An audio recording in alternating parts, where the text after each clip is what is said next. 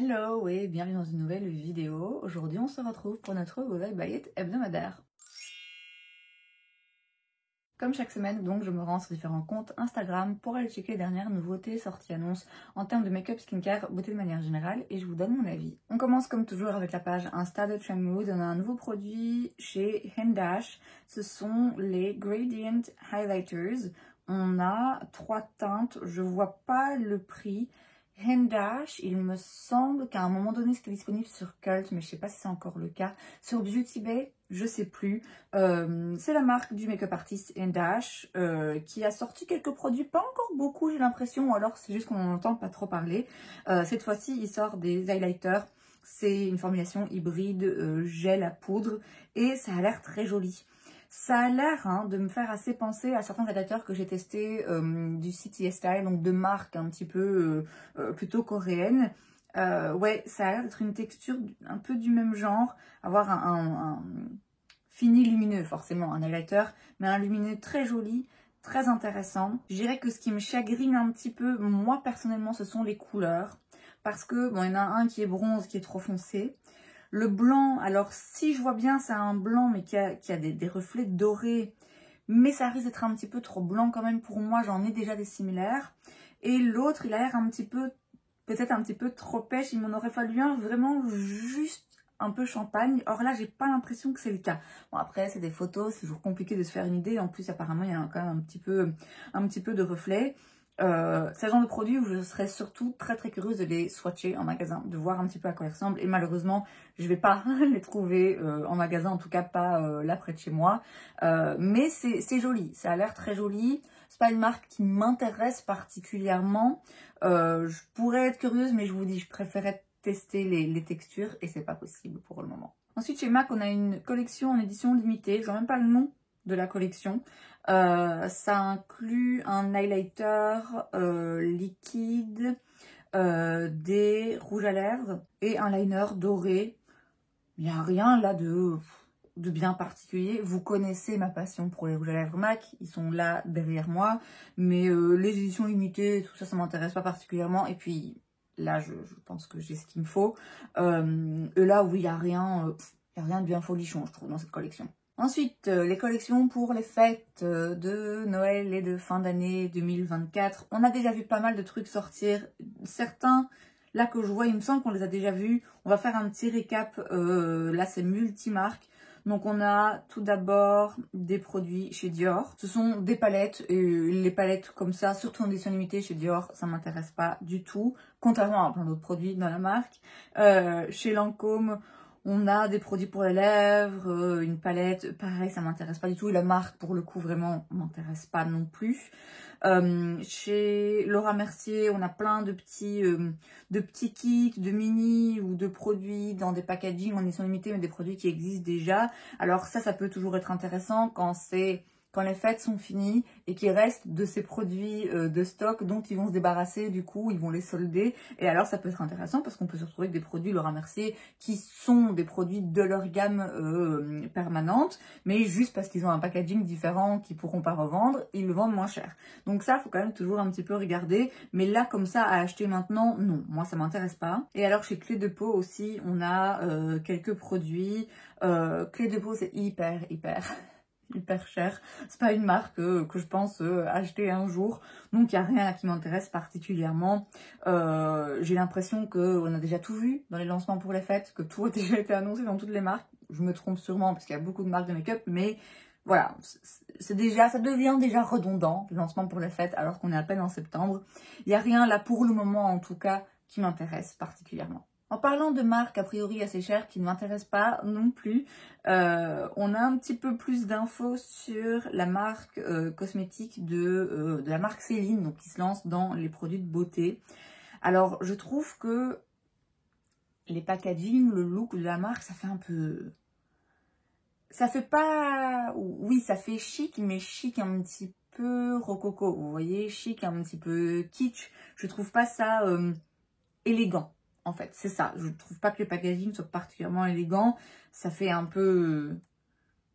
Ouais, je trouve pas pas ça particulièrement attirant, mais après c'est une question de goût. Et après, comme toujours, hein, les packaging, ça peut aider à attirer, en tout cas moi ça peut m'attirer un petit peu à regarder un produit, ça va pas décider si j'achète un produit ou pas. Donc c'est pas parce que le packaging me plaît pas que si le produit est absolument incroyable, je me dirais non je prends pas. J'ai des produits dont j'aime pas particulièrement le packaging, si j'aime ce qu'il y a à l'intérieur, c'est quand même vraiment ça la priorité. Mais c'est vrai que là en l'occurrence, vu qu'il n'y a pas encore des masses d'infos sur les produits en eux-mêmes, la première chose que je vois c'est les packaging et oui, je les trouve pas chic et élégants, très franchement. Donc comme je vous disais, on a un petit peu plus d'infos, on avait eu l'annonce il y a un moment déjà, on voit là quelques produits, mascara, eyeliner, de la poudre, blush, des rouges à lèvres, des vernis, mais on n'a pas beaucoup plus d'infos sur les prix, les couleurs. Je suppose que ça viendra au compte-gouttes, mais je doute pas du fait que peu importe le nombre d'infos que j'aurai, voilà, je pense pas que ça va particulièrement m'intéresser. Et même si on n'a pas encore les prix, on peut quand même s'en faire une idée et ce sera trop cher à mon goût. Chez Shiglam, on a plus ou moins de nouveaux produits, disons des nouveaux packaging et des nouvelles teintes. Alors dans deux de leurs produits, le Sun Sculpt Liquid Contour et le Sunbeam Matte Liquid Bronzer, donc ce sont leurs produits liquides avec les petits embouts qui sont les mêmes que leur blush que j'aimais beaucoup à une époque, que j'utilisais beaucoup. Et donc là on a une catégorie teinte plutôt de contouring, donc un petit peu plus froide, et une catégorie teinte plutôt de bronzer, et donc un petit peu plus chaude. Et donc ils ont refait les packaging de ces produits et ils ont rajouté des couleurs. Donc c'est pas techniquement absolument des nouveaux produits, disons qu'il y a juste plus de teintes et un packaging différent. Le prix c'est toujours, je pense pas que ça ait changé. Si c'est le cas, ça n'a pas changé de grand chose. C'est 5,99 $, donc c'est vraiment pas cher. J'avais testé, il me semble, est-ce que j'avais le bronzer ou le contouring? Je crois que j'avais le contouring qui du coup était un petit peu trop froid pour moi. Bon, en même temps c'est un contouring, hein, c'était le but. Mais bref, il me semble avoir testé un de ces produits, ne pas l'avoir gardé, je sais plus pour quelle raison. Je pense pas que j'avais un gros problème avec, si ce n'est que la couleur peut-être ne m'allait pas ou que simplement c'était rien d'extraordinaire et qui nécessitait forcément de rester dans ma collection. Mon avis ne change pas, c'est rien d'extraordinaire pour moi, là comme ça à première vue. C'est rien que j'ai envie d'acheter. Je suis glam, ça m'intéresse pas particulièrement, donc je vais passer mon tour. Mais si on cherche des produits liquides pas chers, je pense qu'on peut s'y risquer. On va changer carrément de gamme de prix, puisque là on a une collaboration entre Samaya Beauty et Lashify. On a un petit kit en fait avec des faux cils pour 142 $. Pas du tout exagéré. Et donc pour ce prix, on a deux paires de faux cils, on a une colle si je vois bien, on a aussi un espèce de petit gel, je sais pas si c'est un mascara ou si c'est un gel qui aide à les coller, et on a un applicateur. C'est cher, c'est franchement cher pour des faux cils qui en plus ont l'air hyper intenses et pas forcément des faux cils que moi personnellement j'aurais envie de porter régulièrement, déjà comme ça j'en mets jamais, donc non, ça m'intéresse pas du tout. La marque m'intéresse pas et Samaya Beauty, ils ont déjà sorti quelques trucs et c'est cher et vraiment ça me parle pas et je pense que je suis pas le public cible, même au niveau de l'esthétique de la marque, c'est pas quelque chose qui m'intéresse particulièrement. Alors là, un kit de faux cils pour presque 150 $, je passe mon tour clairement. Ensuite chez Lisa Eldridge, on a des nouveaux produits. On a tout d'abord la Fawn Eyeshadow Palette, ça coûte 49 £, donc ça fait plus du coup en euros, je sais plus c'est quoi la conversion. Et donc c'est une petite palette avec 6 fards. Et on a ensuite les Liquid Silk Liquid Eyeshadow pour 26 € pièce. C'est pas donné hein, pour un fard à paupières liquide. Alors Lisa Eldridge, c'est une marque qui me parle de plus en plus parce que ça fait quelques produits maintenant dont j'entends dire du bien. Le mascara, j'ai entendu du bien.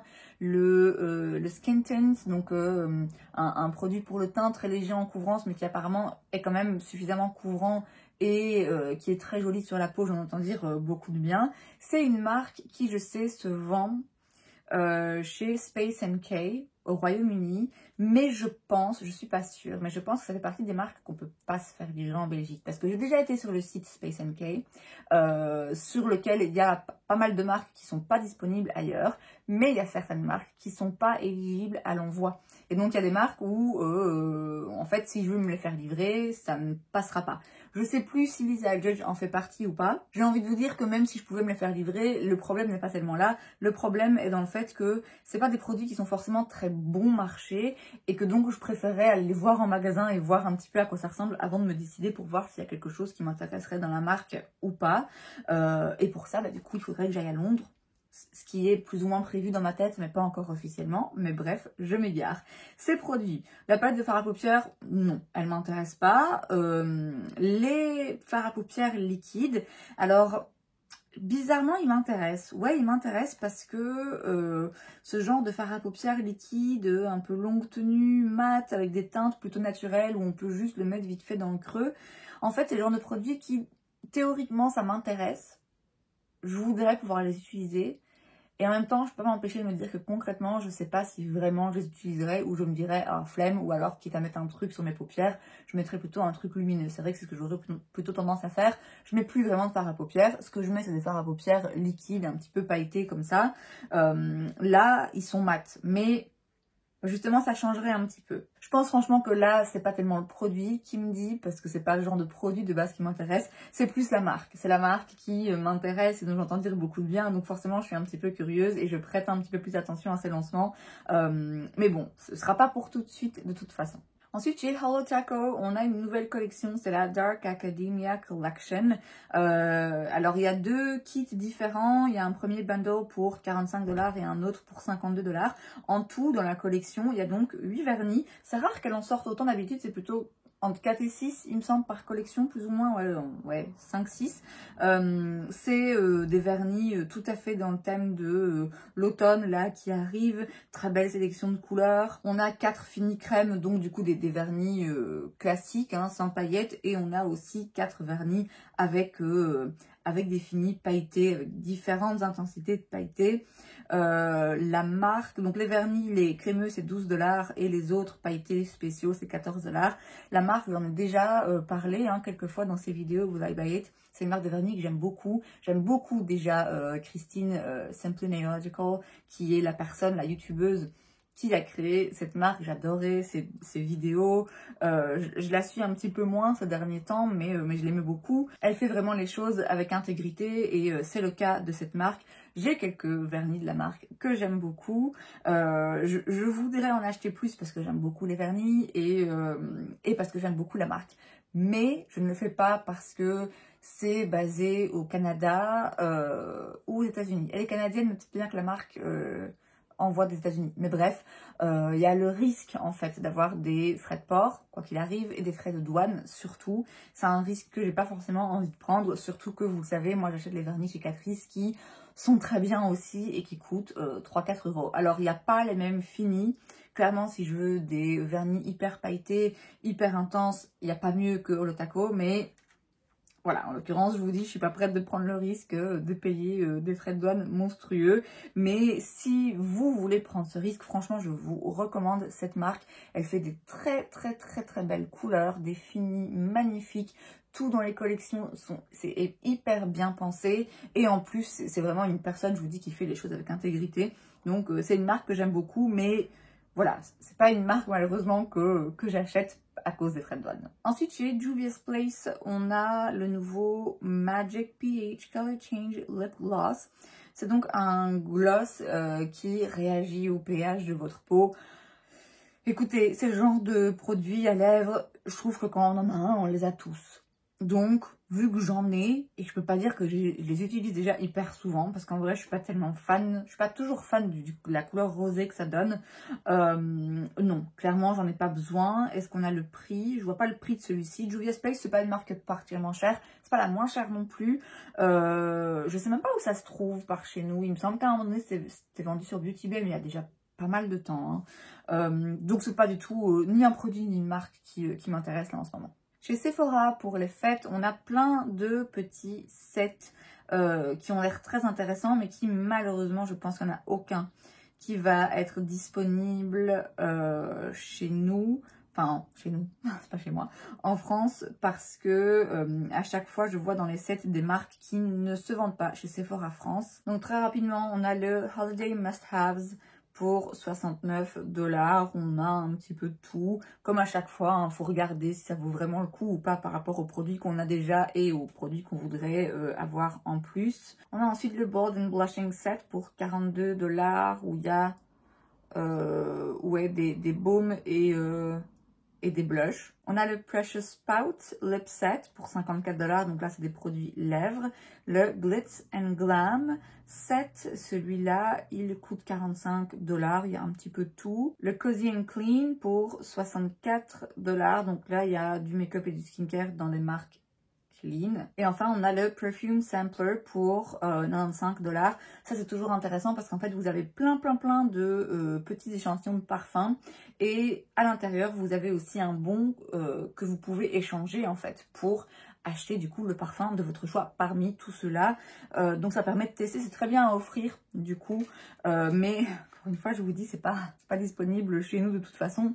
Donc voilà, quoi qu'il arrive, je les achèterai pas. Ensuite, chez Rare Beauty, aussi pour les fêtes 2024, on a des petits sets de nouveau. Le Mini Blush and Luminize Trio, donc pour 35 $, vous avez 2 blushs liquides et un highlighter liquide en petit format. On a ensuite le Fine Comfort Mini Lotion and Fragrance Set pour 30 $. Et donc là, vous avez une lotion pour le corps et aussi une petite eau de parfum, pareil en petit format. Et enfin, le Selena's Essential Eye Duo Eyeshadow Stick and Mascara Set pour 28 $, où là vous avez un stick, une ombre à paupières en stick et un mini format du mascara.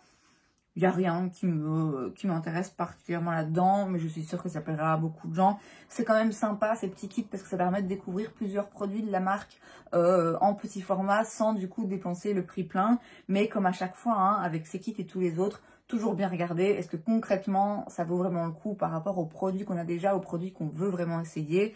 Faut pas juste se dire c'est une bonne affaire donc je prends, parce que parfois la bonne affaire dans l'absolu n'est pas forcément une bonne affaire pour nous, vous voyez.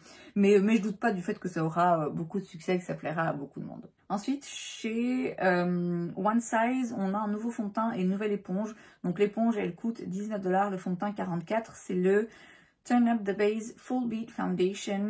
Donc c'est un soft matte, donc c'est un fini mat, mais bon, soft, donc j'imagine pas lumineux, mais pas non plus mat, trop keki, trop intense. Par contre, c'est une full coverage, donc une couvrance vraiment intense. Ça floute et ça lisse la peau, mais ça reste confortable et ça tient toute la journée, mais sans